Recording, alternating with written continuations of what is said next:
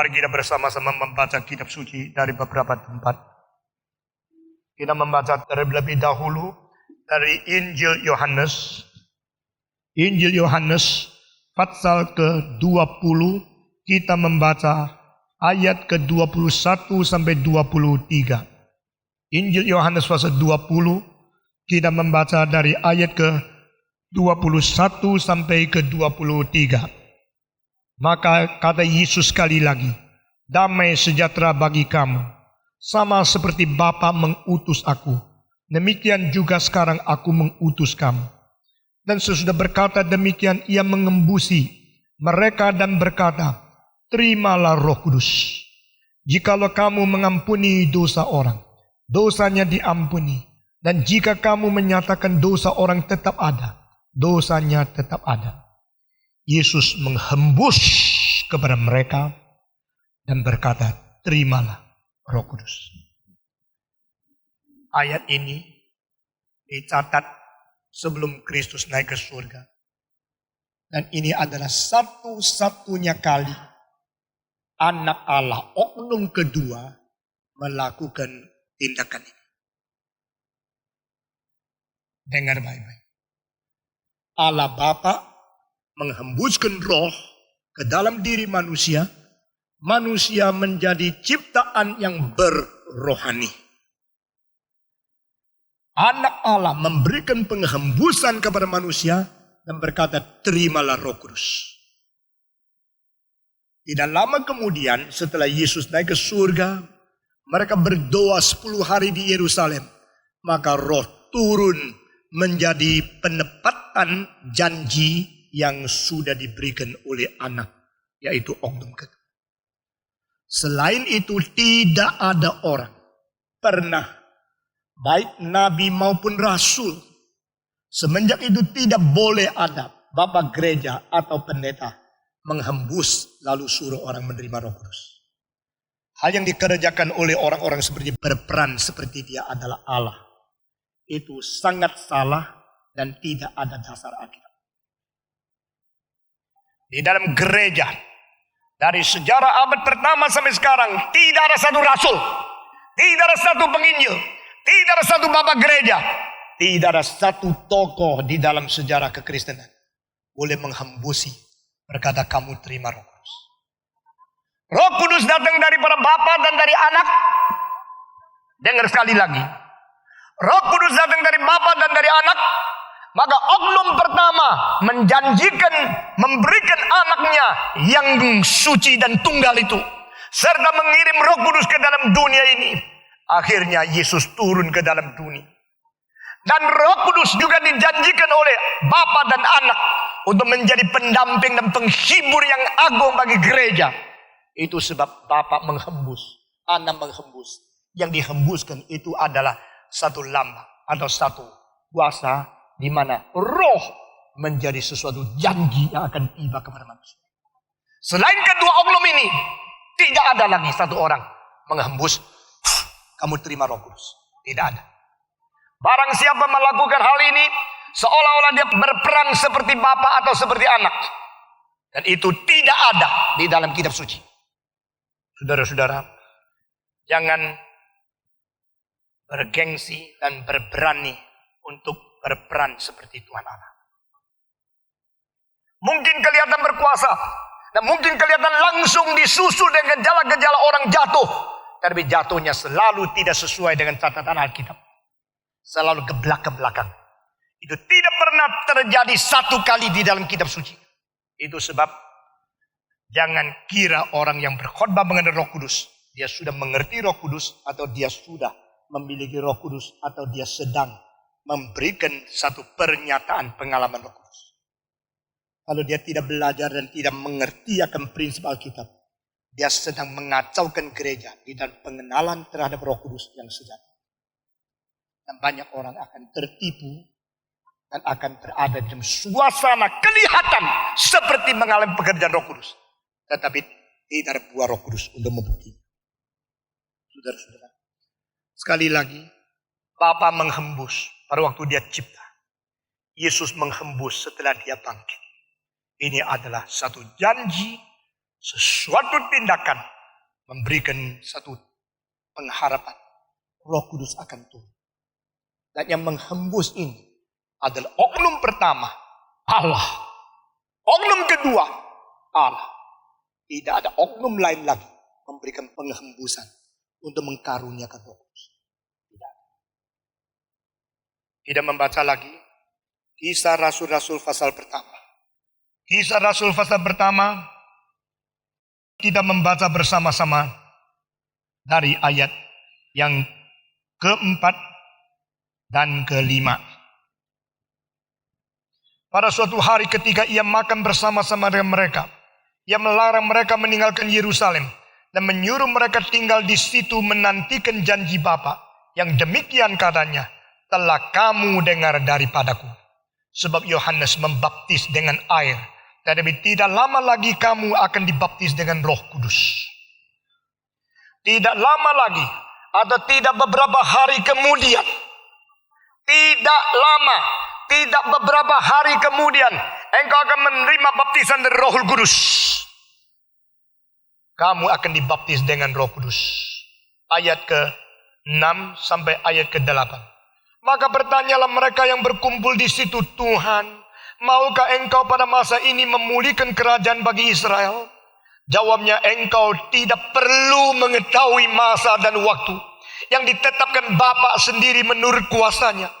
Tetapi kamu akan menerima kuasa kalau Roh Kudus turun ke atas kamu, dan kamu akan menjadi saksiku di Yerusalem dan di seluruh Yudea dan Samaria dan sampai ke ujung bumi. Barang siapa menerima Roh Kudus, dia akan menerima kuasa. Barang siapa menerima Roh Kudus, dia akan menjadi saksi. Barang siapa menerima Roh Kudus, dia akan berani mengabarkan Injil. Barang siapa menerima Roh Kudus, dia akan terus menerobos pergi ke ujung bumi menjadi saksi Kristus. Yesus tidak katakan, barang siapa menerima Roh Kudus, dia akan muntah-muntah. Barang siapa menerima Roh Kudus, dia pasti akan berkarunia lidah. Barang siapa menerima Roh Kudus, dia akan mempunyai gejala metafisika atau supranatural. Tidak. Dia akan menerima kuasa menjadi saksi mengabarkan ini sampai ke ujung. Di sini dengan jelas katakan Roh Kudus kalau turun langsung memberikan kekuatan, keberanian dan sesuatu penerobosan. Iman itu tidak lagi untuk diri, tapi dibagi-bagikan ke orang lain. Dan beritanya bukan berita tentang Roh Kudus, berita tentang Injil Yesus Kristus sampai ke ujung bumi. Pasal kedua. Kisah Rasul-Rasul pasal kedua. Ketika tiba hari Pantekosta, semua orang percaya berkumpul di satu tempat. Tiba-tiba turunlah dari langit suatu bunyi seperti tiupan angin keras yang memenuhi seluruh rumah di mana mereka duduk. Dan tampaklah kepada mereka lidah-lidah seperti nyala api yang bertebaran dan hinggap pada mereka masing-masing. Maka penuhlah mereka dengan Roh Kudus. Lalu mereka mulai berkata-kata dalam bahasa lain, seperti yang diberikan oleh Roh itu kepada mereka untuk mengatakannya. Waktu itu Yerusalem diam. Orang-orang Yahudi yang saleh dari segala bangsa di bawah kolong langit. Ketika turun bunyi itu berkumpullah orang banyak. Mereka bingung karena mereka masing-masing mendengar rasul-rasul itu berkata-kata dalam bahasa mereka sendiri. Mereka semua tercengang-cengang dan heran lalu berkata, bukankah mereka semua yang berkata-kata itu orang Galilea? Bagaimana mungkin kita masing-masing mendengar mereka berkata-kata dalam bahasa kita sendiri, yaitu bahasa yang kita pakai di negeri asal kita. Kita orang Persia, Media, Elam, penduduk Mesopotamia, Yudea dan Kapadokia, Pontus, Asia, Frigia dan Pamfilia, Mesir dan daerah-daerah Libya yang mendengarkan dengan Kirene, pendatang-pendatang dari Roma, baik orang Yahudi maupun penganut agama Yahudi, orang Krete dan orang Arab. Kita mendengar mereka berkata-kata dalam bahasa kita sendiri tentang perbuatan-perbuatan besar yang dilakukan Allah. Maka semuanya tercengang-cengang dan sangat termanggu-manggu sambil berkata seorang kepada orang lain, apakah artinya? Tetapi orang lain menyindir, mereka sedang mabuk oleh anggur minum. Saudara-saudara, di sini kita melihat beberapa hal yang penting. Suara yang besar. Ini pertama. angin yang kencang. Ini kedua. Lidah yang turun ke kepala mereka. Ketiga, keempat, mereka berbicara dengan bahasa-bahasa yang bisa dimengerti. Ini semua adalah tanda-tanda yang tidak pernah terjadi sebelumnya. Dan saya minta saudara perhatikan. Waktu mereka memberikan pemberitaan firman, pendengar mendengarkan kalimat-kalimat di dalam ucapan rasul-rasul. Di dalam bahasa mereka dan tempat asal mereka datang. Di sini berapa tempat? 15 tempat yang dicatat. Kalau saudara hitung, 15 daerah datang orang-orang Yahudi yang begitu sungguh-sungguh mencari Tuhan. Mereka orang-orang yang takut kepada Tuhan, orang-orang yang saleh. Mereka kumpul di Yerusalem karena mereka merayakan hari raya. Hari raya orang Israel. Menurut apa yang ditetapkan oleh Musa di dalam Taurat. Tapi pada waktu mereka dengar satu suara gemuruh yang begitu besar, mereka semua berkumpul. Begitu mereka kumpul, langsung mereka melihat satu hal yang ajaib, yaitu Injil diberitakan ke dalam telinga mereka di dalam bahasa-bahasa. Ini pertama kali Roh Kudus turun. Kalau saudara memperhatikan pasal kedua, engkau melihat Roh Kudus turun ini merupakan hari lahirnya gereja. Ini hari jadinya gereja. Ini hari lahirnya gereja. Gereja menjadi gereja. Gereja mulai menjadi sesuatu organisasi yang bersifat rohania. Menjadi tubuh Kristus. Semenjak hari ini Roh Allah turun. Mengapa Roh Allah turun? Karena Allah menepatkan janjinya. Dia kirim roh kepada manusia. Manusia tanpa Roh Allah berada di dalam keadaan jiwa yang terlantar, tersesat, keliaran di mana-mana. Manusia yang tidak mempunyai Roh Allah mempunyai sesuatu status, yaitu anak terhilang secara rohania. Saudara-saudara, maka pada waktu roh itu diberikan kepada gereja, diberikan kepada manusia, barulah manusia mempunyai satu status ketenangan, penetapan dan kestabilan rohani. Di mana seumur hidup dia tahu harus mengikuti jejak kaki siapa. Roh Kudus diturunkan. Dan hari itu semua yang menerima Roh Kudus menjadi satu tubuh, satu iman, satu kepercayaan, satu baptisan, satu Tuhan, satu pengharapan, satu tubuh, yaitu gereja Tuhan. The birthday of the church, the birthday of the holy and the universal church. Kelahiran gereja yang kudus dan am ada pada hari Pentakosta. Hari Pentakosta adalah hari gereja terjadi. Hari Pentakosta adalah hari di mana gereja itu terwujud di dalam sejarah. Inilah sesuatu rencana Allah yang menunggu beribu-ribu tahun baru terbentuk.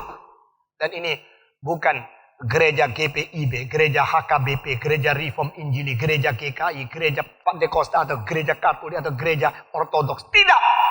Ini ada gereja yang kudus dan am semua. Saudara berada di gereja Baptis, gereja Presbyterian, gereja GKI, gereja Pentakosta. Itu semua hanya pos kecil yang merupakan sebagian daripada gereja yang kudus dan am di seluruh dunia saja.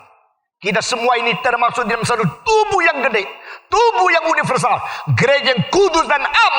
Itulah gereja yang melintasi, melampaui akan organisasi, denominasi, golongan, atau alamat, atau gedung apapun. Saudara-saudara, di surga tidak ada gereja Reform Injili. Di surga tidak ada gereja Metodis, gereja GKI, Presbyterian, Anglican. Di surga tidak ada gereja Jalan Sawah Besar, Sawah Kecil. Di surga tidak ada gereja yang atapnya merah atau hijau atau biru, atau bentuknya lincip atau bundel, modelnya seperti bawang atau seperti apa. Di surga hanya satu gereja, gereja yang kudus dan am. Nah, ini menurut apa yang kita baca di dalam iman rasuli. Aku percaya kepada Roh Kudus, percaya kepada gereja yang kudus dan am. Mengapa gereja itu am? Karena rohnya satu. Mengapa gereja itu kudus? Karena gereja itu dilahirkan oleh Roh Kudus. Saudara-saudara, secara pribadi kita dilahirkan baru oleh Roh Kudus. itu adalah individu. Secara kolektif, gereja dilahirkan oleh Roh Kudus. Waktu Roh Kudus memberikan hidup secara kolektif pada hari pertama Pantekosta, 3.000 orang menerima iman, 3.000 orang mengaku kepercayaan, 3.000 orang menerima Yesus Kristus, 3.000 orang beriman di dalam Dia, 3.000 orang itu menjadi dibaptiskan. Dan itulah gereja utama yang mewakili daerah-daerah yang banyak yang menjadi simbol universal. Kami yang dari Mesopotamia, dari Arab, kami yang dari para Tarsus, kami yang dari Frigia, kami yang dari Kapedonia, kami yang dari Mesir, kami yang dari Libya, kami yang dari Krete, kami yang dari Roma, kami yang dari Arab. Saudara-saudara, 15 tempat itu semua kumpul. Gereja itu adalah gereja melintasi akan daerah, gereja melintasi akan perbatasan negara-negara. Gereja itu gereja melintasi akan perbedaan bahasa. Glosolalia diberikan, istilah glosa, berglosolali, istilah berkarunia lidah. Ini istilah glosa dicantumkan di dalam perjanjian baru 50 kali. Dan setiap kali dipakai dengan istilah itu harus dimengerti sebagai bahasa, bukan suara yang tidak berarti. Sekarang orang yang berglosolali yang tidak tahu apa itu, saya tidak mengerti apa itu. Karena di dalam Alkitab, glosa itu artinya bahasa. Pada waktu 15 macam orang dari daerah-daerah yang berbeda, mereka mendengarkan pemberitaan firman dengan kalimat yang bisa didengar dari bahasa mereka sendiri. Nah, inilah pekerjaan Roh Kudus. Glosa, bahasa yang bisa dimengerti oleh mereka yang ada. Saudara-saudara, orang-orang mau membagikan karunia menjadi dua macam. Semacam digabungkan ke dalam karunia-karunia. Semacam tidak dianggap karunia tetapi tanda. Semacam ajaran yang makin membahayakan. Mereka menganggap karunia lidah bukan salah satu karunia di antara 9 macam karunia yang ditulis di dalam 1 Korintus pasal 12 dan 14. Melainkan adalah selain itu yang menjadi karunia. Karunia lidah pun juga harus lidah menjadi saksi, menjadi sesuatu jaminan bahwa tandanya orang itu dipenuhi Roh Kudus. Tapi Alkitab tidak pernah mengajar seperti itu. Saudara-saudara, apakah semua berkarunia lidah? Pada waktu kalimat ini muncul dari mulut Paulus, ini memberikan satu implikasi bahwa tidak semua orang berbahasa lidah. Siapa berani mengatakan Billy Graham tidak dipenuhi oleh Roh Kudus? Dari Adam sampai sekarang, orang yang paling banyak berkhotbah kepada orang-orang, memberikan firman, menyampaikan Injil kepada orang yang terbanyak, itu ada Billy Graham. Waktu ditanya, engkau sudah pernah mempunyai pengalaman berkarunia lidah kah? Dia bilang tidak. Saudara-saudara, barang siapa memutlakan hal yang tidak mutlak, dia berusaha menjadikan standar yang bukan standar menjadi standar. Dia akan merusak persatuan gereja. Yang tidak dimutlakan Tuhan jangan tidak mutlakan. Yang dimutlakan Tuhan jangan kita tidak mutlakan. Memutlakan yang tidak mutlak mengakibatkan memberikan permusuhan di dalam gereja dan saudara sendiri. Tidak mutlakan yang mutlak akan mengajak lawan supaya menjadi kawan yang palsu. Sekali lagi, saudara belum cepatnya memikirkan kembali. Yang mutlak, mutlakkan. Yang tidak mutlak, tidak mutlakkan. Semua 1, 2, 3.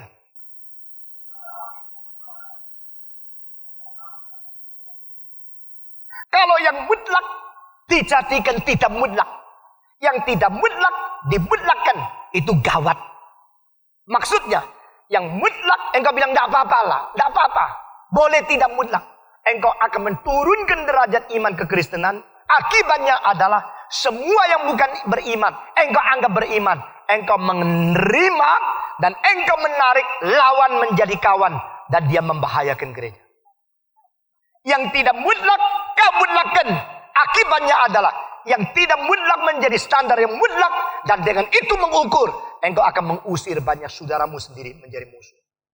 Barang siapa yang menjadikan kawan lawan, atau menjadikan lawan kawan, Dua-dua itu adalah bersalah terhadap Tuhan dan terhadap sesama manusia. Yang tidak beriman secara mutlak kepada Tuhan Allah Tritunggal, Yesus Kristus, Allah yang jelma menjadi manusia, Roh Kudus, pengwahyu dan pemberi hidup kepada manusia yang sungguh-sungguh beriman kepada Yesus Kristus. Kalau ini semua dilonggarkan dan diturunkan derajatnya, mengakibatkan engkau merelatifkan hal-hal yang mutlak. Akibatnya adalah tidak ada lagi garis di mana orang Kristen dan bukan Kristen. Tetapi kalau engkau menganggap hal-hal yang bukan mutlak dimutlakkan, engkau akan menjadikan saudara-saudara yang tidak sesuai dengan standar kemutlakan yang bikinan kamu. Ini dianggap bukan saudara. Dan engkau mengusir anak-anak Tuhan keluar daripada kandang. Sehingga menimbulkan perpecahan. Saudara-saudara. Glosa, istilah bahasa Greka 50 kali dipakai muncul di perjanjian baru. Boleh dikatakan tidak ada satu kali hanya mempunyai suara-suara yang tidak tahu artinya. Selalu mempunyai arti, yaitu bahasa. Dan pada waktu Pentakosta, Roh Kudus memberikan kepada mereka kepenuhan. Hari itu mereka langsung berbicara dengan bahasa-bahasa yang mereka tidak belajar, tapi pendengar mendengar dengan jelas. Pengkhotbah sedang berkhotbah dengan bahasa yang mereka tahu di dalam daerah mereka. Saudara-saudara, salah satu hal yang selalu ditanya, sekarang masih adakah bahasa lidah? Sekarang masih adakah? 20 tahun yang lalu begitu banyak gereja mati-matian khotbahnya saban minggu mengenai hal itu. Dan dengan itu untuk mengecek barang siapa yang tidak ada Roh Kudus. Mereka bahkan membuat doktrin yang tidak bisa berbahasa lidah masuk neraka. Yang tidak ada suara glosolalia itu tidak masuk surga. Saudara-saudara, saya melihat kegawatan seperti ini. Dan sekarang gereja-gereja semacam demikian tidak lagi ngotot di dalam hal itu. Sekarang yang dingototkan adalah hal-hal yang lain. Tidak perlu disinggung di sini. Saudara-saudara, 15 macam bahasa itu bukan bahasa sehari-hari yang dipakai oleh Rasul Petrus, Yakobus, Andreas, dan yang lain-lain. Itu ada bahasa-bahasa di tempat yang jauh, di Libya, di Arabia, di Mesopotamia, di Frigia, di tempat-tempat yang jauh, di mana orang Galilea tidak pakai bahasa itu. Orang Galilea tidak pakai Ibrani kuno sebagai bahasa pengantar setiap hari. Mereka hanya memakai bahasa Aramik yang pada waktu itu menjadi bahasa yang sehari-hari dipakai di tengah-tengah rakyat. Saudara-saudara. Tetapi pada waktu Roh Kudus turun kepada mereka, mereka memakai bahasa-bahasa dari tempat yang jauh untuk mengabarkan firman dan Injil Tuhan. Sekarang masih adakah? Saya tidak mau membatas Tuhan. Jikalau Tuhan masih mau memberikan karunia ini, saya katakan karunia bukan tanda. Salah satu karunia di antara belasan karunia yang tidak bisa temukan di dalam kitab suci, maka di dalamnya satu adalah karunia lidah. Jikalau Tuhan masih mau memberikan karunia lidah kepada seseorang di dalam sesuatu kesempatan khusus, sehingga karena kebutuhan itu yang urgen, Tuhan nyatakan kekuasaan Tuhan. Itu kita tidak bisa campur tangan. Kita percaya masih bisa ada. Tetapi kalau katakan, jikalau tidak ada berkarunia lidah atau tidak pernah mempunyai pengalaman bicara itu, maka orang itu tidak ada Roh Kudus atau belum dipenuhi atau dibaptis Roh Kudus. Saya akan menjawab, maaf, ini bukan ajaran Alkitab. Karena pendirian yang tegas seperti ini, saya sudah pernah dikutuk, saya sudah pernah didoakan dan diberikan nubuat di Jakarta. Stephen Tong akan mati di dalam 2 bulan tabrak mobil. Sudah 2 bulan kemudian mobil saya masih baik-baik. Dan hal itu terjadi tahun 76. Sekarang sudah 93. Saya masih baik-baik. Saya belum mati. Dan yang memberikan nubuat itu mengatakan Roh Kudus berkata kepada dia. Kalau Roh Kudus berkata kepada dia, akhirnya tidak jadi. Bukankah Roh Kudus bohong? Saya menjawab, bukan Roh Kudus bohong. Bukan Roh Kudus berubah niat. Bukan Roh Kudus akhirnya putar balik. Tapi orang itu menerima roh. Bukan dari Roh Kudus. Jangan bermain. Jangan kira orang yang menamakan diri, saya orang Kristen. Sudah Kristen sejati. Jangan juga percaya, saya ada Roh Kudus. Roh Kudus ada pada dia. Dia ada buahnya menyatakan sesungguhnya. Dia betul-betul ada Roh Kudus. Saudara, pernah terjadi di Rusia, seorang Amerika berkhotbah. Begitu dia berkhotbah, seorang penterjemah itu yang mengerti Inggris, menerjemahkan Inggris ke Rusia. Waktu dia pergi berserta dengan orang Amerika itu terus menerjemahkan khotbahnya.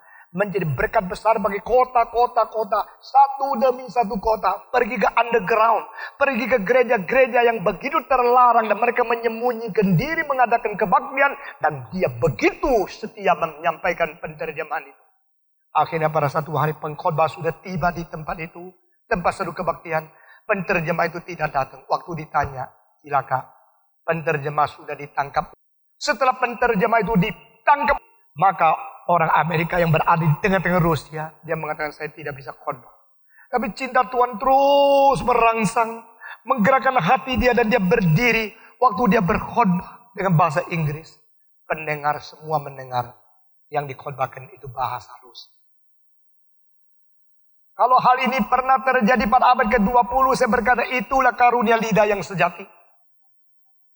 Pada hari pertama karunia lidah itu diberikan kepada manusia, tujuannya supaya persatuan umat manusia dilihat di dalam kuasa Roh Kudus. Supaya dilihat gereja yang kudus dan terjadi di dalam satu wujud sejarah. Supaya orang tidak mengerti bahasa yang membatas antar bangsa dan bangsa. Boleh mengerti karena Roh Kudus bekerja membongkar segala terbatasan, segala pemisah daripada bahasa manusia. Tiga hal ini, di mana Roh Kudus bekerja, orang melihat persatuan daripada kerajaan Tuhan. Di mana bahasa-bahasa yang merintangi sekarang tidak ada lagi. Di mana Roh Kudus bekerja, kita melihat gereja itu universal, kudus dan Di mana Roh Kudus bekerja, orang yang tidak mengerti menjadi mengerti Injil. Jelas tiga hal ini. Tetapi karunia lidah yang sekarang menjalar di sini sana, menjadikan orang yang sudah ngerti jadi tidak ngerti. Sudah belum mengerti. Karena tidak ngerti, maka diberikan karunia lidah. Sesudah diberikan yang tidak ngerti jadi ngerti. Sekarang katanya ada karunia lidah dari Tuhan. Akibatnya orang ngerti jadi tidak ngerti. Pasti tidak ngerti, ya sudah. Karunia lidah diberikan pada hari Pentakosta supaya orang yang tidak mengerti karena keterbatasan dan pemisahan terjadi pada bedanya bahasa menjadi mengerti bersama. Sama-sama dengan segala orang suci di dalam segala bangsa. Sama-sama dengan segala orang suci mengenal cinta Kristus yang tinggi dalam, lebar dan luas. Saudara-saudara, cinta Tuhan yang tinggi, yang dalam, yang panjang dan lebar itu dimengerti bersama-sama oleh segala bangsa. Itu sebabnya Roh Kudus memberikan karunia lidah. Ini hari Pentakosta. Tapi sekarang melalui adanya yang disebut karunia lidah sekarang, orang yang sudah mengerti, sudah dengar, makin tak ngerti. Ini berbeda sekali. Supaya manusia mengerti kalau ada seseorang mempunyai satu gejala, dia mempunyai karunia lidah. Paulus mengatakan biar ada yang menerjemahkan. Apa sebab? Tetap tujuannya sama. Supaya pendengar mengerti. Satu orang mendapatkan urapan Tuhan, lalu ada karunia lidah ada pada dia. Waktu dia bergelosolah dia. Paulus berkata, di hadapan umum harus ada orang yang menerjemahkan. Setelah orang itu menerjemahkan, semua mengerti. Nah, ini baru tertib. Dan di dalam hal bicara tentang karunia dan glosolalia, Paulus memberikan 3 prinsip untuk membatas supaya gereja tidak kacau. Pertama, yang berbahasa karunia lidah harus berturut-turut atau satu lepas satu. Tidak boleh sekaligus. Seluruh jemaat doa dengan karunia lidah semua bunyi. Tidak ada. Alkitab mengatakan, mau bicara, satu, lepas, satu. Bergiliran dan ambil waktu urutan. Kedua, di dalam satu kebaktian, paling banyak 2 atau 3 orang, tidak lebih. Ketiga, kalau orang itu berbicara, harus ada penterjemah, supaya orang bisa mengerti semua. Kalau tidak memenuhi 3 syarat ini, stop. Paulus membatas. Bukan merangsang semua bicara. Tapi kalau ada 3 hal. Pertama, bergiliran. Kedua, paling banyak 2-3 orang. 3, Setiap orang harus ada penterjemah. Karena roh yang memberikan karunia lidah kepada satu orang, ada dan juga roh yang memberikan karunia untuk menterjemahkan lidah supaya mengerti. Dengan demikian membuktikan satu roh bekerja di dalam dua orang. Satu diberikan karunia lidah, satu diberikan penterjemahan sehingga semua bisa mengerti. Dan mereka membuktikan ini pekerjaan Roh Kudus. Ini semua terjadi sebelum kitab suci lengkap diwahyukan dan menjadi buku tertulis. Sekali lagi. These are all given and happened before the Bible was completely written as it being revealed by Holy Spirit. Saudara-saudara, terjadi di New York satu kali. Di dalam satu kebaktian seorang berdiri lalu bergelusulan. Orang lain terus naik ke depan menerjemahkan. Yang lain mendengar, nah ini betul. Ini cocok dengan Alkitab.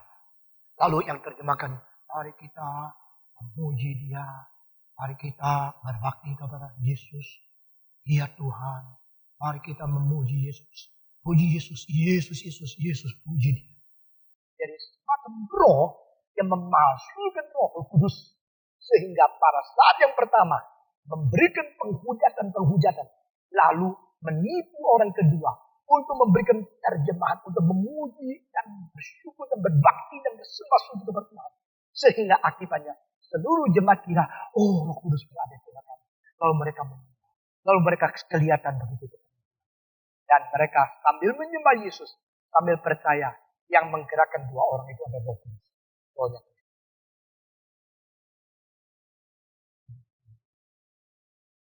Hal ini membuktikan adanya kekuatan. Jikalau mungkin Yesus berkata bahwa kaum pilihan pun akan tergoda, akan dicobai, akan ditipu oleh setan. Alkitab berkata dengan jelas, jikalau mungkin, ini istilah tentang question mark, is it possible? Mungkin tidak. Maka orang pilihan, the chosen people, the elect, orang-orang dipilih oleh Tuhan tetap bisa ditipu dan bisa digoda oleh setan. Setan akan memalsukan diri seperti malaikat yang berpakaian jubah putih dengan segala cahaya untuk menipu kamu. Paulus berkata kepada orang-orang yang berada di Efesus bahwa jangan lupa bahwa setelah aku pergi maka serigala akan datang kepadamu dengan jubah domba. Setan begitu cerdas. Setan begitu hebat dengan pengalaman penipuan beribu-ribu tahun. Saudara-saudara, semenjak pertama dia menyamarkan diri menjadi ular yang selalu seharusnya dibawa kuasa manusia untuk menipu Hawa. Engkau kira setan sekarang tidur membiarkan kita begitu enak menikmati pekerjaan Roh Kudus sewenang-wenang? Dia akan mengganggu, dia akan memalsukan, dia akan mempura-purakan diri, dia akan menyamarkan diri sama Roh Kudus.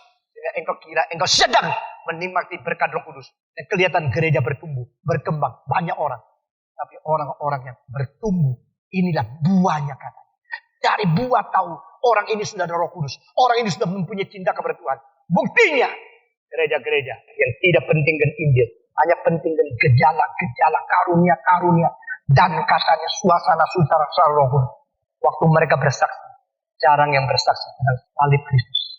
Kebangkitan Kristus, pengampunan dosa, hidup baru, pertobatan, kebencian terhadap dosa, dan tinggalkan segala perjudian, perzinahan dan perkara perbuatan yang jahat.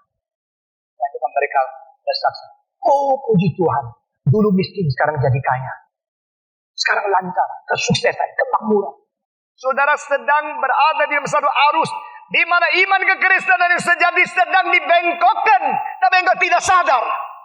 Saya sekali lagi berkata kepada saudara, saya merasa salah satu orang yang paling tersendiri di dunia adalah saya. Pada waktu saya melihat sesuatu yang bahaya di gereja, saya katakan, mereka bilang, jangan begini, kurang cinta kasih engkau. Jadi saya berkata, kalau saya tidak berteriak, kalau saya tidak berkata, di dalam zaman generasi kita ini, dengan mata di atas kepala kita sendiri, kita akan melihat gereja menyeleweng. Iman kekristenan luntur. Dan pusat fokus pemberitaan Injil tidak lagi ada pada kayu salib dan kebangkitan Yesus Kristus, tapi akan menjadikan Yesus center kelas rohani. Doa apa akan semua diberikan. Asal berdoa, mintalah dengan iman. Bayangkan mercy yang engkau dapat, itu yang 300E atau SEL atau SC, warnanya merah, nomornya berapa? Coba. Doa-doa semacam begini yang diajarkan tidak pernah ada di Alkitab. Itu ajaran bukan Kristus. Kalau saudara mendengar dengan baik-baik, saya minta saudara berdoa dan minta Tuhan memberikan kekuatan untuk menembusi segala tipu muslihat setan ke dalam gereja yang kelihatan berkembang, bertumbuh, tetapi iman kekristenan sudah hilang. Fokus daripada Injil Kristus, salib dan kebangkitan sudah tidak ada. Saudara-saudara, jangan lupa apa yang dikhotbahkan oleh Petrus, oleh Paulus, oleh Stefanus.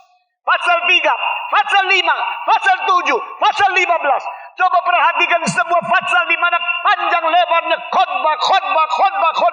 Sebuah khotbah daripada orang-orang yang penuh Roh Kudus. Mereka tidak khotbah lain. Kepada Yesus yang tersalib, Yesus yang mati, Yesus yang bangkit, Yesus yang berada di surga, Yesus akan datang kembali. Jikalau ada orang-orang yang kelihatan seperti tetap berkhotbah di dalam fokus Injil seperti ini, hal-hal yang terjadi di dalam event-event yang paling penting bersangkut paut dengan Yesus dan sejarah, maka mereka coba menyelewengkan sedikit. Yesus dipaku di atas kayu salib tidak banyak mengatakan untuk dosamu, untuk menyembuhkan penyakitmu. Menyelewengkan. Saya bukan tidak percaya Tuhan menyembuhkan orang, saya percaya. Tetapi penyembuhan rohani dan penyembuhan penyakit-penyakit kita di dalam hati yang menyeleweng Tuhan, itu adalah penyakit murtad. Lebih penting dari penyakit jasmania. Amin. Di dalam Yeremia dikatakan, Tuhan suruh engkau kembali. Hai Israel, baliklah, bertobatlah. Tuhan akan menyembuhkan penyakitmu yang murtad. Saya bukan tidak percaya. Saya bukan tidak percaya kalau Tuhan bisa menyembuhkan penyakit tubuh. Sering saya mengalami kuasa Tuhan. Ada kuasa dalam Tuhan. Bilurnya menyembuhkan kita. Tapi yang paling penting adalah satu penyakit murtad jiwa. Lebih daripada penyakit jasmania. Kalau Yesus dan kuasanya hanya dibatas di dalam menyembuhkan penyakit, dia sama seperti dokter biasa. Bahkan lebih banyak dokter menyembuhkan orang daripada orang didoakan sembuh. Salah seorang pemimpin daripada third wave movement yang mementingkan power evangelism, power ministry, yang telah pernah secara tidak sadar diundang oleh Fuller menjadi profesor di California. Akhirnya tidak lama kemudian out dari Fuller, yaitu pendiri dari Vineyard. Tidak sebut namanya sekarang. Pada waktu ditanya, betulkah engkau dengan doa dan kuasa untuk menyembuhkan semua penyakit? Di dalam salah satu kasus, dia mengatakan yang disebut kurang dari 1%. Waktu disebut kurang dari 1% dengan pengakuannya dia, itu lebih kurang daripada persentase kesembuhan yang terjadi oleh dokter ahli bidang bidang. Seolah-olah yang disebut power evangelism, power healing, power ministry, kuasa. Tapi seolah-olah Yesus kuasanya kalah. Saya tidak menggembar-gemborkan.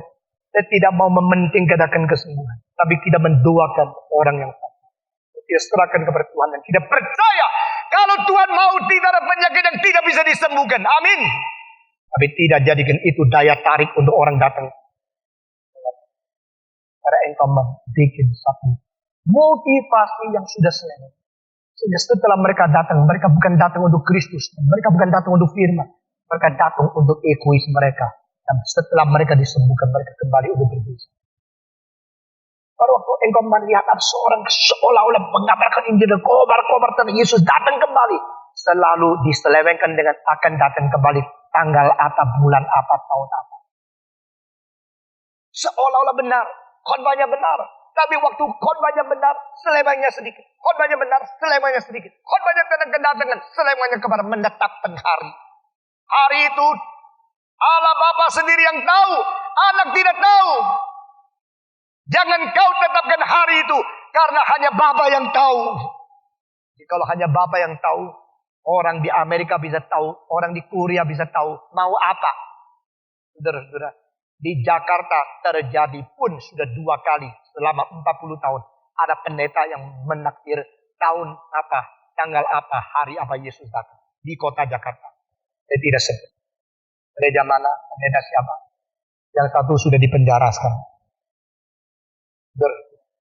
Yang mempenjarakan dia, pemerintah yang kebanyakan orang di dalamnya bukan Kristen. Orang Kristen dipenjarakan karena orang luar lebih tahu kalau kita tahu. Kita maju lagi itu kepada satu perintah yang penting. 1 Yohanes pasal 4. 1 Yohanes pasal 4 ayat pertama. Saudara-saudaraku yang kekasih, janganlah percaya akan setiap roh, tetapi ujilah roh-roh itu. Apakah mereka berasal dari Allah? Sebab banyak nabi-nabi palsu yang telah muncul dan pergi ke seluruh dunia. Demikianlah kita mengenal roh Allah. Setiap roh yang mengaku bahwa Yesus Kristus telah datang sebagai manusia berasal dari Allah. Dan setiap roh yang tidak mengaku Yesus tidak berasal dari Allah. Roh itu adalah roh antikristus. Dan tentang dia telah kamu dengar bahwa ia akan datang dan sekarang ini ia sudah ada di dalam dunia. Kamu berasal dari Allah, anak-anakku, dan kamu telah mengalahkan nabi-nabi palsu. Sebab roh yang ada di dalam kamu lebih besar daripada roh yang ada di dalam dunia. Saudara-saudara, tahun 1967, karena satu gereja yang begitu dingin, begitu suam, maka majelis itu begitu jemu. Melihat pendetanya buka gedung bioskop. Hari Natal kirim karcis untuk orang miskin boleh hibur di situ. Lalu merokok, berdansa. Pendeta-pendeta begitu duniawi mengakibatkan gelisahnya majelis. Lalu majelis masih mengira gereja kalau mau dibangunkan harus ada kuasa Roh Kudus. Lalu mereka menuntut kuasa Roh Kudus terus menerus. Akhirnya didatangi seorang yang memberikan pelajaran bahwa dia itu sudah mencapai hidup suci yang tidak mungkin berdosa lagi. Tahap rohani sudah tinggi seperti Kristus dari Australia. Mereka terima. Lalu orang pendeta dari Australia itu mengumpulkan mereka di atas gunung, menuntut kuasa Roh Kudus dan sebagainya. Akhirnya mereka semua bergelusu lari. Ada yang memberikan penerjemahan. Mereka di antara pendeta-pendeta ini kira-kira Stephen Tong yang lebih berkuasa. Alangkah banyak kita sudah mendapatkan pengalaman kuasa Roh Kudus. Ditambah lagi Stephen Tong khotbah, gereja kita akan bangun. Undang saya. Waktu undang saya, mereka datang dari Surabaya ke Malang, lalu menjemput saya. Waktu menjemput saya ke Surabaya, dia bilang nanti malam jam 7 itu ada kebaktian. Tapi jam setengah 7 kita ada doa dulu. Saya bilang, oke, saya akan. Lalu mereka puji. Di Nongko Jajah sudah terjadi pekerjaan yang besar kan. Roh Kudus memberikan wahyu kepada kita. Roh Kudus berkata-kata langsung kepada kita. Itu memberikan wahyu kata langsung kepada kita. Ya. Kau tahu itu Roh Kudus. Kau tahu itu wahyu. Kau tahu itu langsung. Ya, betul-betul langsung. Betul-betul wahyu. Betul-betul Roh Kudus. Kau tahu betul-betul wahyu. Ini buktinya. Lalu dikeluarkan beberapa lembar kertas. Serahkan kepada saya. Pak, ini baik-baik ya. Ini yang asli. Wahyu Tuhan. Waktu saya mendapatkan kertas-kertas itu, saya membaca. Yang pertama bunyi.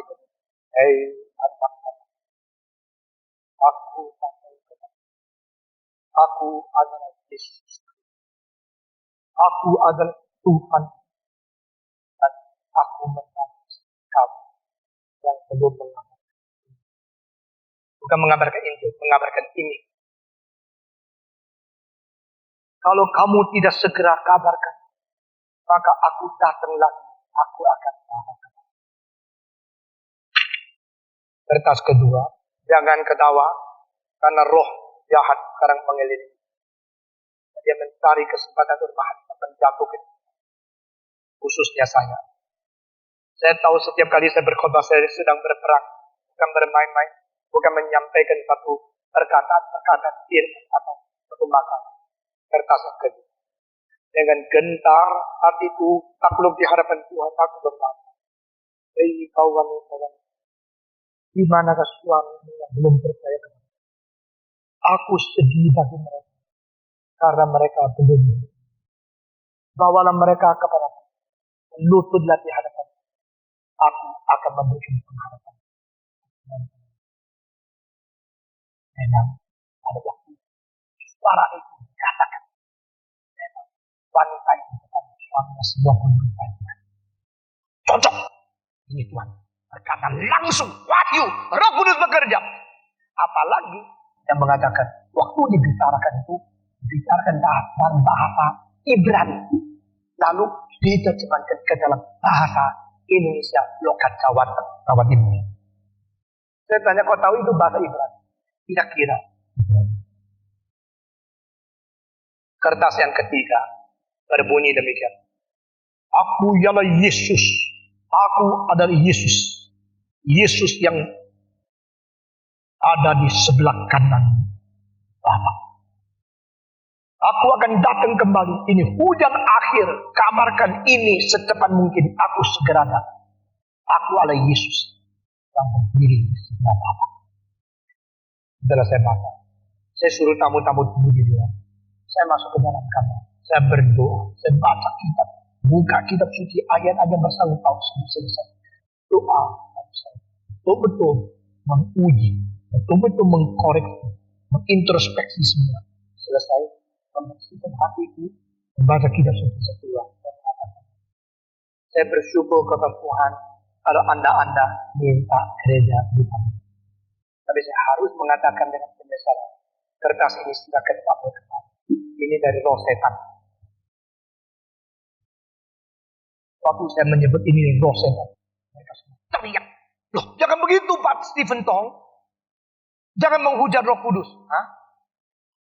Jangan menghujat Roh Kudus. Mereka sudah tertanam dan mereka sudah mempunyai a priori ini Roh Kudus. Lalu Stephen Tong mengatakan ini bukan Roh Kudus, berarti Stephen Tong mau menghujat Roh Kudus. Jangan menghina pekerjaan Tuhan. Waktu Roh Kudus ada di tengah-tengah kami, pada waktu dia mewahyukan sesuatu yang kami catat aslinya ini di sini. Waktu itu suasana begitu baik, itu bukan, tidak mungkin. Itu bukan roh setan, itu pasti roh Tuhan. Saya jawab tidak. Mengapa? Mengapa engkau mengatakan hal itu? Saya tidak. Ada waktu yang cukup, kita akan membahas. Serahkan kembali. Sebelum ke Surabaya, saya pergi mencari seorang dosen yang dari Kanada, yang juga mengajar di saat di mana saya mengajar sendiri. His name of Williams. Would you please pray for me? I'm facing the difficulty like this, facing the opportunity like this. It's a great challenge for our people. What do you think? Dia mengatakan, ini bukan doa dari Allah. Saya dan dia berdoa dan saya berjanji dengan jam 6 sampai jam 7 ada kebaktian khusus di gereja itu sebelum saya khotbah. Saat itu saya berjanji, engkau berdoa di Malang, saya di Surabaya. Saya akan berperang. Oke. Tapi kan janji berdoa saya pergi. Sampai di Surabaya. Saya tenang. Lalu saya tunggu. Sampai jam saya sampai di gereja. Sebelum masuk ke gereja di konsisten. Mereka sudah kumpul 15 orang. Satu pendeta yang tadinya lawan sekarang sudah mulai menjadi kawan dengan alih arus. Kalau saya berada di tengah-tengah mereka, lagi pada waktu kita menyanyi, pemimpin mengatakan, sekarang kita berdoa. Dia sengaja bikin suasana supaya roh itu datang lagi. Lalu dia mengharapkan kalau saya menerima, kalau itu Roh Kudus. Tapi saya dengan teliti dan rendah hati dan tulus takut kepada Tuhan. Tuhan, dengan teliti, dengan 100% takut kepadamu. Saya sekarang akan berkata dengan saya.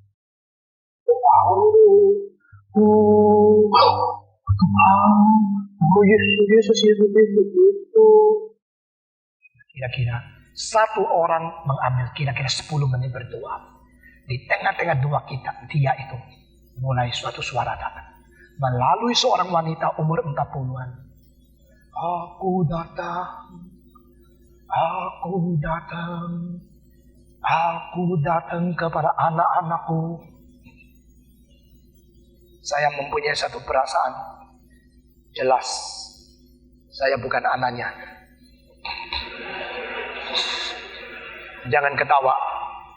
Di dalam Alkitab tidak ada pernah satu kali Yesus mengatakan, aku datang kepadamu, engkau anak-anakku. Tidak pernah dikatakan kita anak Yesus. Tidak. Melalui Yesus Kristus kita anak Allah.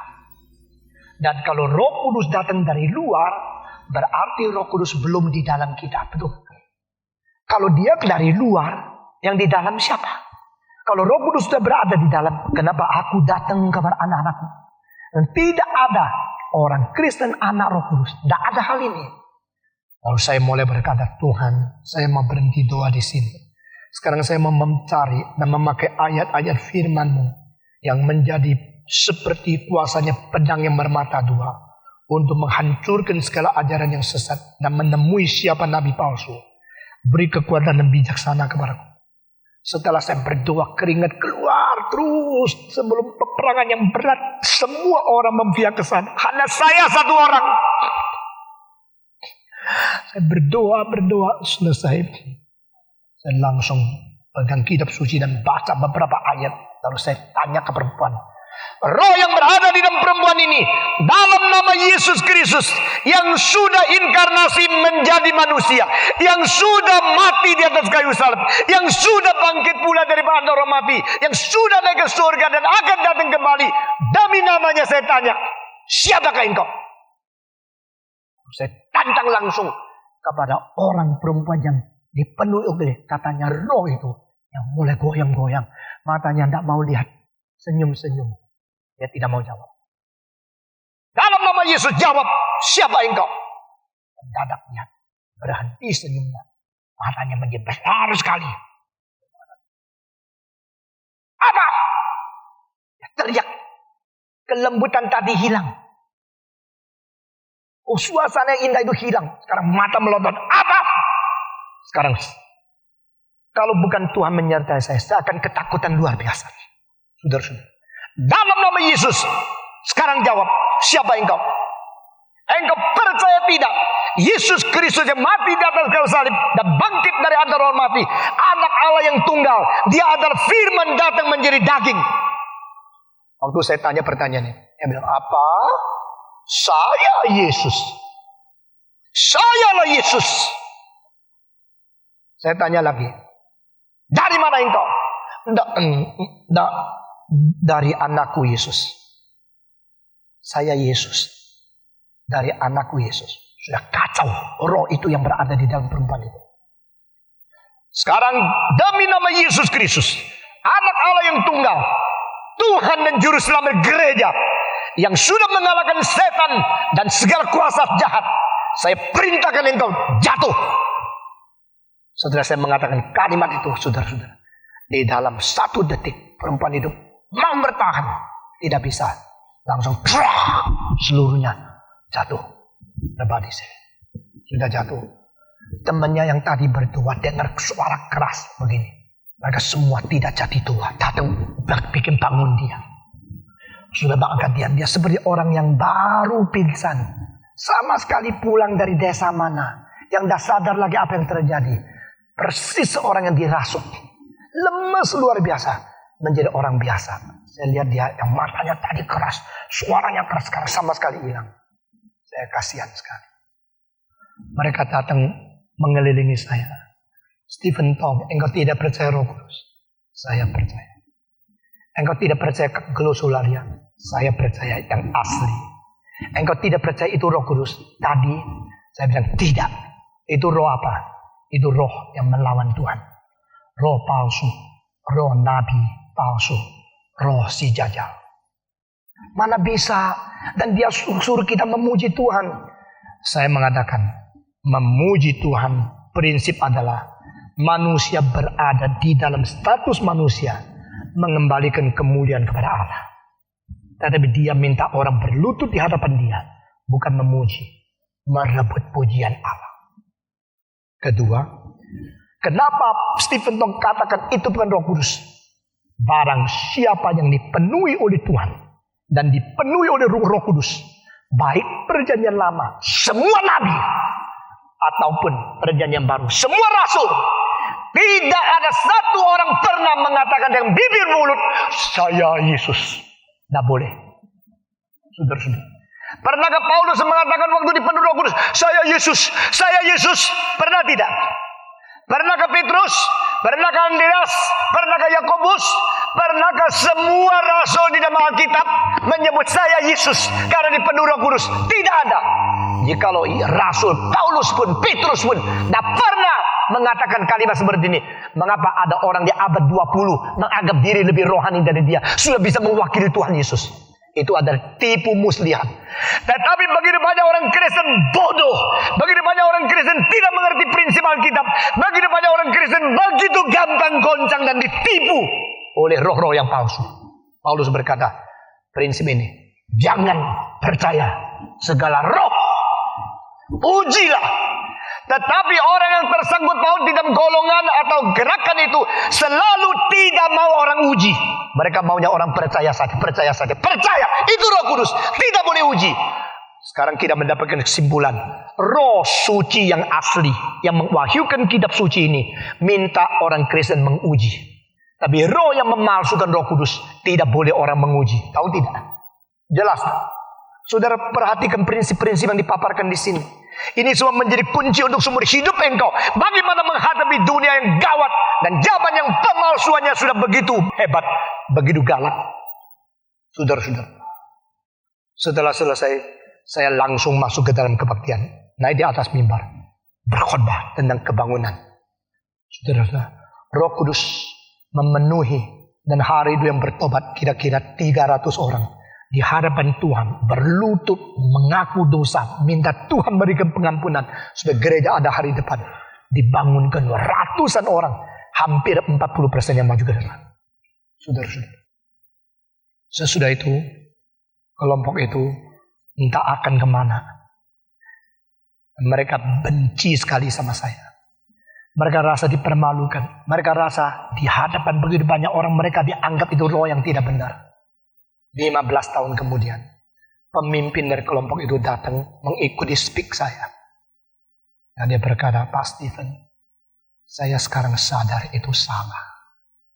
Saya kira itu Roh Kudus. Lalu saya mencurahkan uangku, waktuku, kesehatanku, bakat karunia dan segala keinginanku untuk memperkembangkan gerakan itu. Tapi setelah 15 tahun, saya melihat terus putar-putar di sana, tidak pernah bertumbuh, tidak pernah sungguh-sungguh lebih mengerti, mendalam, dan tidak tahu prinsip Alkitab, tidak ada pertumbuhan. Saya kira itu tidak benar. Dan saya makin sadar, ajaran-ajaran yang ketat dari Pak Stephen itu saya terima. Saudara-saudara, ini prinsip Alkitab. Di mana ada karunia lidah, yang di dalamnya ada ucapan sayalah Yesus, sayalah Yesus, hati-hati. Di mana ada ucapan aku datang kepada anak-anakku, itu saudara hati-hati. Di mana ucapkan mengatakan aku akan sembuhkan engkau pelan-pelan, aku berkuasa, aku akan pelan-pelan sembuhkan engkau, hati-hati.